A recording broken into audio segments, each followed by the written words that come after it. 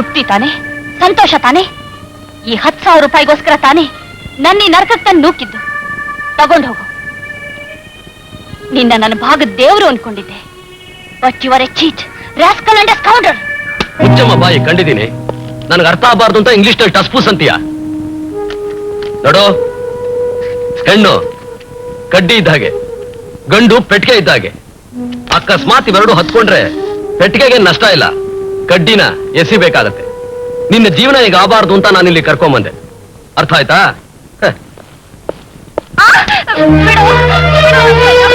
ಬಲವಂತ ಮಾಡಿದ್ರೆ ಚೆನ್ನಾಗಿರಲ್ಲ ನೋಡು. ಏನೇ ಉಮಾ, ಮನೆ ಬಿಟ್ಟು ಓಡೋದ್ರೆ ಸುಮ್ಮನೆ ಬಿಟ್ಬಿಡ್ತೀನಿ ಅಂತ ತಿಳ್ಕೊಂಡಿದ್ಯಾ? ಏನ್ ಮಾಡ್ತೀಯಾ? ನಾಳೆನೆ ನಿಂಗೂ ರಾಮಗೂ ಮದ್ವೆ. ನಾನ್ ಸತ್ರೆ ನನ್ನ ಮದುವೆ ಮಾಡ್ಕೊಳ್ಳಲ್ಲ. ನೀನ್ ನನ್ನನ್ನ ಮದುವೆ ಮಾಡ್ಕೊಳ್ಳಲ್ಲ ಅಂದ್ರೆ ನಿಮ್ಮಪ್ಪನ ಆಸ್ತಿನಲ್ಲಿ ಒಂದು ಕವಡೆನೂ ಸಿಗಲ್ಲ. ನನಗೆ ಯಾವ ಆಸ್ತಿನೂ ಬೇಕಾಗಿಲ್ಲ. ನಿನಗ್ ಬೇಡದೆ ಇರ್ಬೋದು ಕಣೆ, ನಮಗ್ ಬೇಕು. 50 ಲಕ್ಷ ಸುಮ್ಮನೆ ಅಲ್ಲ. 50 ಲಕ್ಷ ಅಲ್ಲ, ಕೋಟಿ ಕೊಟ್ರು ನಾನು ಈ ಮುಟ್ಟಾಳನ್ ಮದುವೆ ಆಗುತ್ತೆ.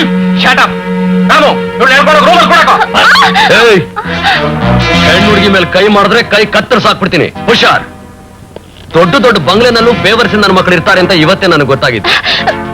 ರಂಗ, ನನ್ ಕಾಪಾಡಿ. ಅವನ್ ಯಾವನೇ ನಿನ್ ಕಾಪಾಡಕ್ಕೆ? ನಡಿ ಆಚೆ. ಹೆಚ್ಚಿಗೆ ಮಾತಾಡಿದ್ರೆ ಹಲ್ಲು ಉದುರಿಸ್ಬಿಡ್ತೀನಿ. ರಂಗ, ಈ ಮನೇಲಿ ನನ್ನ ಸ್ಥಿತಿ ನೋಡಿದ್ರ ಆಸ್ತಿಗೋಸ್ಕರ ನಾನು ಇವನ್ ಮದುವೆ ಮಾಡ್ಕೋಬೇಕಂತೆ. ಅಪ್ಪ ಆಮೇಲೆ ತಬ್ಲಿ ನಾನು. ಈ ಮನೇಲಿ ನನ್ಗೆ ಯಾರು ದಿಕ್ಕಿಲ್ಲ. ದಯವಿಟ್ಟು ನನ್ನ ಇಲ್ಲಿಂದ ಕರ್ಕೊಂಡು ಹೋಗಿ. ಇಲ್ದೇ ಇದ್ರೆ ಇವ್ರ ಚಿತ್ರಹಿಂಸೆ ತಾಳ್ಲಾರ್ದೆ ನೇಣು ಹಾಕೋಬೇಕಾಗತ್ತೆ. ಬಾ ಹೋಗೋಣ. ರಂಗ, ಅಷ್ಟು ಸುಲಭವಾಗಿ ಇಲ್ಲಿಂದ ಹೋಗ್ಬೋದು ಅನ್ಕೊಂಡ್ಯಾ?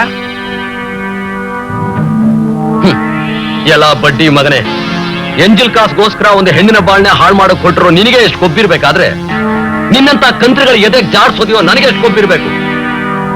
ಒಂದು ಹೆಜ್ಜೆ ಮುಂದಿಟ್ರೆ ನಿನ್ ಕುತ್ತಿಗೆ ಮುರಿದು ಗಲ್ಲಿಗೆ ಎಸಿಬೇಕಾಗತ್ತೆ. ಹುಷಾರ್.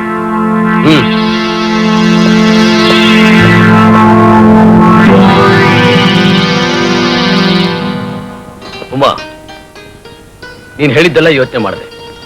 ಅದೆಲ್ಲ ನಡೆಯೋ ವಿಷಯ ಅಲ್ಲ. ಯಾಕೆ? ಯಾಕೆಂದ್ರೆ ನಾನೊಬ್ಬ ಶುದ್ಧ ಶುಂಠಿಕಾಯಿ. ನನಗೆ ಓದಿಲ್ಲ, ಬರಹ ಇಲ್ಲ. ರಾತ್ರಿ ನಾನು ರೂಮ್ನಲ್ಲಿ ಮಲಗಿದ್ದಾಗ ನೀವು ಹಾಲ್ನಲ್ಲಿ ಮಲಗಿದ್ರಿ.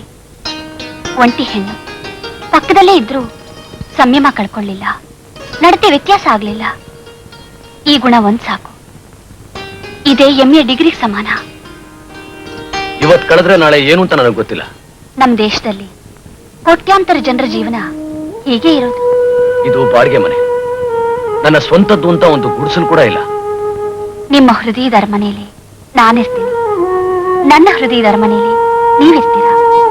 ಹೊರಗೆ ಬಿಸಿಲಾದ್ರೇನು, ಮಳೆಯಾದ್ರೇನು. ಪೊಲೀಸ್ ಸ್ಟೇಷನ್ ಇರೋ ಪಟ್ಟಿನಲ್ಲಿ ಮೊದಲನೇದೇ ನನ್ನ ಹೆಸರು. ದರೋಡೆಗಾರನಾಗಿದ್ದ ವಾಲ್ಮೀಕಿನೇ ಮಹಾ ತಪಸ್ವಿ ಆಗಿದ್ದು ರಾಮಾಯಣ ಬರ್ತಿತ್ತು. ಉಮಾ, ನನ್ನ ಮದುವೆ ಮಾಡ್ಕೊಂಡ್ರೆ ನಿನಗೆ ಸಿಕ್ಕೋದೆಲ್ಲ ಬರೀ ಕಷ್ಟ, ಕಣ್ಣೀರು. ನಮ್ಮ ದೇಶದಲ್ಲಿ ಮದುವೆ ಆಗಿರೋ ಹೆಣ್ಣುಗಳಿಗೆ ಹೆಚ್ಚು ಕಡಿಮೆ ಇದೇ ಉಡುಗೊರೆ ಅಲ್ವೇ ಸಿಗ್ತಿರೋದು. ಉಮಾ, ಒಂದು ಒಳ್ಳೇದ್ ನಡೆದ್ರು ಕೆಟ್ಟದ್ ನಡೆದ್ರು ನನ್ನೋರು ಅಂತ ನನಗೆ ಯಾರೂ ಇಲ್ಲ. ನಾನೊಬ್ಬ ತಬ್ಲೆ, ಅನಾಥ. ಯಾಕೆ ಹಾಗೆ ಹೇಳ್ತೀರಾ? ಇನ್ಮೇಲೆ ಎಲ್ಲದಕ್ಕೂ ನಾನಿದ್ದೀನಿ.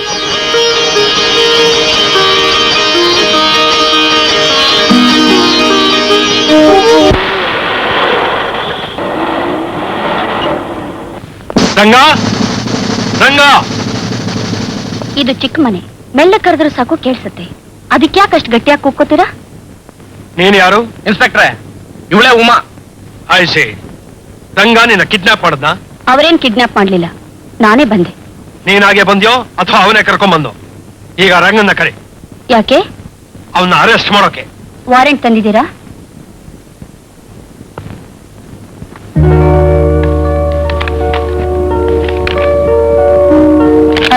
ರೀ, ಸ್ವಲ್ಪ ಬರ್ತೀರಾ?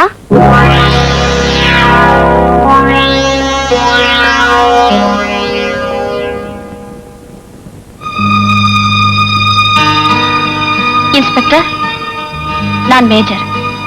ನಾನು ಇಷ್ಟಪಟ್ಟಿವ್ರನ್ನ ಮದುವೆ ಆಗ್ತಿದ್ದೀನಿ.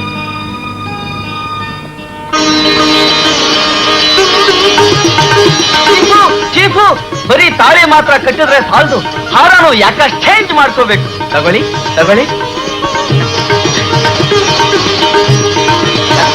ಸರ್, ಆಶೀರ್ವಾದ ಮಾಡಿ ಸರ್. ರಂಗ, ಈ ಮದುವೆ ನಿನ್ನ ಜೀವನ ಚಕ್ರದ ದಾರಿನೇ ಬದಲಾಯಿಸಿ ಹೊಸ ದಾರಿಲಿ ಸಾಗಲಿ. ನಿನ್ನ ಬಾಳು ಬೆಳಕಾಗಲಿ. ಇನ್ಸ್ಪೆಕ್ಟ್ರೆ, ಅರೆಸ್ಟ್ ಮಾಡಿ ಅಂತ ಕರ್ಕೊಂಡ್ ಬಂದ್ರೆ ಆಶೀರ್ವಾದ ಮಾಡ್ತಿರಲ್ರಿ? ಕಾನೂನಿನ ಪ್ರಕಾರ ಇವಾಗ ಇಷ್ಟೇ ಮಾಡೋದಕ್ಕೆ ಸಾಧ್ಯ.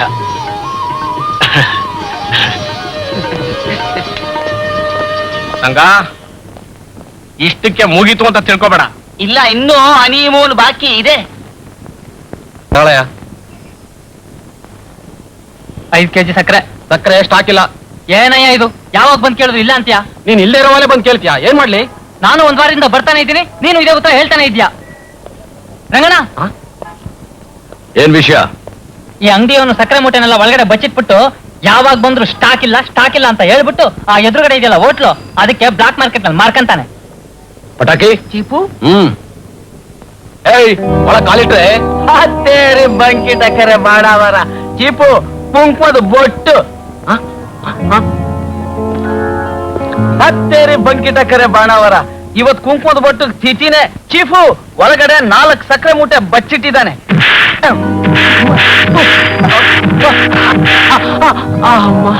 ಅಯ್ಯೋ ಅಯ್ಯೋ ಅಯ್ಯೋ. ಚೀಫು, ಏನ್ ಆಶ್ಚರ್ಯ ಚೀಫು, ಬ್ಲಾಕ್ ಮಾರ್ಕೆಟ್ ಮಾಡೋ ಕದೀಮನ್ ಮೈಯಲ್ಲೂ ಕೆಂಪು ರಕ್ತ. ಪಟಾಕಿ, ಚೀಫು, ಬ್ಲಾಕ್ ಮಾರ್ಕೆಟ್ ಕಳಿಸ್ಬೇಕಾಗಿರೋ ಸಕ್ಕರೆನೆಲ್ಲ ಬಿಳಿ ಮಾರ್ಕೆಟ್ ನಲ್ಲಿ ಹಂಚು. ಸಕ್ಕರೆನು ಅನ್ಸ್ತೀನಿ, ಈ ನನ್ನ ಮಗಂಗೂ 4 ರಂಗ, ಯಾರು? ಓಹ್, ಇನ್ಸ್ಪೆಕ್ಟ್ರಾ? ಬನ್ನಿ ಕೂತ್ಕೊಳ್ಳಿ. ಕೂತ್ಕೊಳ್ಳೋಕ್ ಬಂದಿಲ್ಲ, ನಾನು ನಿನ್ ಗಂಡನ್ನ ಅರೆಸ್ಟ್ ಮಾಡೋಕ್ ಬಂದಿದ್ದೀನಿ. ಕಾರಣ? ಒಬ್ಬ ಅಂಗಡಿ ಯಜಮಾನನ್ನ ರಕ್ತ ಬರೋ ಹಚ್ಚ ಹಚ್ಚಿದ್ದಾನೆ. ಅಷ್ಟೇ ಅಲ್ಲ, ಅಂಗಡಿಗೆ ನುಗ್ಗಿ 4 ಮೂಟೆ ಸಕ್ಕರೆನ ದೋಚಿ ಊರಲ್ಲಿರೋ ತರ್ಲೆಗಳ ಜೊತೆ ಹಂಚಿಕೊಂಡಿದ್ದಾನೆ. ನೀವು ಹೇಳಿದ್ದೆಲ್ಲ ನಿಜನೇ ಆಗಿದ್ರೆ ನಾನೇ ಅವರನ್ನು ಕರ್ಕೊಂಡು ಬಂದು ನಿಮ್ ಮುಂದೆ ನಿಲ್ಲಿಸ್ತೇನೆ. ನಿನ್ನ ಮಾತನ್ನ ನಂಬೋದು ತಾನೆ? ಈ ವುಮನ್ಗೆ 1 ನಾಲಿಗೆ 1 ಮಾತು. All right. ಅವ್ರ ಊರ್ನಲ್ಲಿಲ್ಲ ಕಣೆ. ಯಾರು? ನಿಮ್ ಯಜಮಾನ್ರು? ಬರೋದು ಇನ್ನು 3 ದಿವಸ ಆಗುತ್ತೆ. ಇನ್ನೂ 3 ದಿವಸ? ಅಯ್ಯೋ, ತಂಟೆ ತಪ್ತು ಬಿಡು. ಚಿಪ್ಪು ಇಟ್ಕೋ. ಕೃಷ್ಣವೇಣೆ, ನಿನ್ ಗಂಡ ಮನೇಲಿ ಇದ್ದಾನೇನೆ? ಬನ್ನಿ ಸರ್, ಬನ್ನಿ. ಏನ್ ಮರ್ಯಾದೆ ಬಹಳ ಜೋರಾಗಿದೆಯಲ್ಲ? ಎಲ್ಲಿಂದ ಬರ್ತಾ ಇದ್ದೀರಾ? ಅರೆ, ನೀನೇ ಹೇಳ್ದೆ ಅಂಗಡಿಗೆ ಹೋಗಿ ಸಾಮಾನ್ ತಗೊಂಬ ಅಂತ. ತಂದಿದ್ದೀನಿ, ತಗೋ. ಏನಾಗಿದೆ ನಿನ್ಗೆ? ಯಾಕೆ ಹುರ್ರಂತಿದ್ಯಾ? ಈ ಜನ್ಮದಲ್ಲಿ ನನಗೆ ಮದುವೆ ಅಂತ ಆದ್ರೆ ಅದು ನಿಮ್ ಜೊತೆಲೆ ಅಂತ ಹಠ ಮಾಡಿ ಆವತ್ತು ನಿಮ್ ಹಿಂದೆ ಬಂದೆ. ಆದ್ರೆ ಇವತ್ತು ನಿಮ್ಮನ್ ಮದುವೆ ಆಗಿದ್ದಕ್ಕೆ ನಾಚಿಕೆ ಪಡ್ತಾ ಇದ್ದೀನಿ, ತಲೆ ತಗ್ಗಿಸ್ತಾ ಇದ್ದೀನಿ, ಸಂಕಟ ಪಡ್ತಾ ಇದ್ದೀನಿ. ನಿಮ್ಮಂಥ ಒಬ್ಬ ಅವಿವೇಕಿ ಮನುಷ್ಯನ ಕೈ ಹಿಡಿದು 1 ಮಗುವಿನ ತಾಯಿ ಆಗೋ ಗತಿ ಬಂತಲ್ಲ ಅಂತ ವೇದನೆ ಪಡ್ತಾ ಇದ್ದೀನಿ.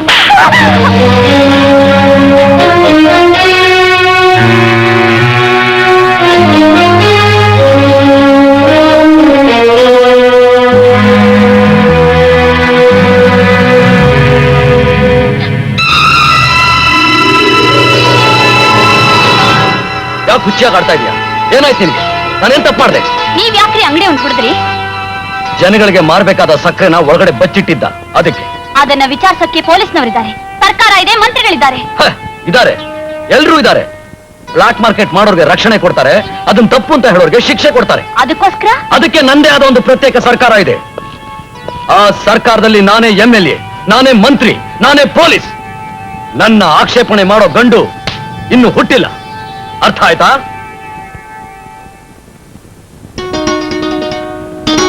ಮಾವಿನಕಾಯಿ ತಿನ್ಬೇಕು ಅಂತ ಆಸೆ ಪಟ್ಟಿಯಲ್ಲ, ಪ್ರೀತಿಯಿಂದ ತಂದಿದ್ದೀನಿ, ತಗೋ. ನಿಮ್ ದಾದಾಗಿರಿಯಿಂದ ಸಂಪಾದನೆ ಮಾಡಿದ ಮಾವಿನಕಾಯಿ ನಾನು ತಿನ್ನಲ್ಲ.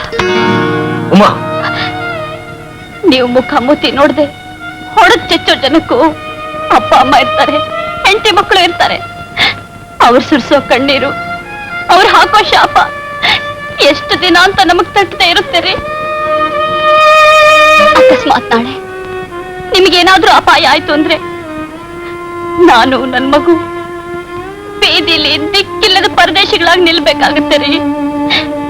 ನಮ್ ಮಗು ನೋಡಿ ಒಬ್ಬೊಬ್ರು ಕೈ ಮಾಡಿ ಆ ಪೋಖ್ರಿ ಹುಟ್ಟಿದ ಮಗು, ಆ ರೌಡಿ ಹುಟ್ಟಿದ ಮಗು ಅಂತ ಊರವರೆಲ್ಲ ಬೈತಾರಲ್ಲ, ಅಂಥ ಸ್ಥಿತಿ ನಮಗ್ ಬರ್ಬೇಕಾ?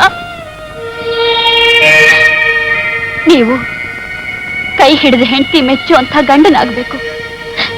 ನಾಳೆ ಹುಟ್ಟೋ ಮಗು ಹೆಮ್ಮೆ ಪಡುವಂತ ತಂದೆ ಆಗ್ಬೇಕು. ಸುತ್ತಮುತ್ತ ಇರೋ ಜನ ಹೊಗಳುವಂತ ವ್ಯಕ್ತಿ ಆಗ್ಬೇಕು. ಇವತ್ತೇ ಕಡೆ, ಇನ್ಮೇಲೆ ಯಾವ ಕಾರಣಕ್ಕೂ ಯಾರನ್ನು ಹೊಡಿಕೊಡ್ದು. ಹೇಳಿ, ಹೇಳ್ರಿ, ಆಗ್ಲಿ ಅಂತ ಹೇಳ್ರಿ. ಇಷ್ಟು ಹೇಳಿದ್ಮೇಲೂ ನೀವು ನಿಮ್ ದಾರಿನ ಬದಲಾಯಿಸ್ಕೊಳಕ್ ಸಾಧ್ಯವಿಲ್ಲ ಅಂದ್ಮೇಲೆ ನಾನ್ ನಿಮ್ ಜೊತೆ ಇರೋದ್ರಲ್ಲಿ ಅರ್ಥನೇ ಇಲ್ಲ. ಹೋಗ್ತೀನಿ, ನನ್ ದಾರಿ ಹಿಡ್ಕೊಂಡು ಹೊರಟು ಹೋಗ್ತೀನಿ. ಉಮಾ,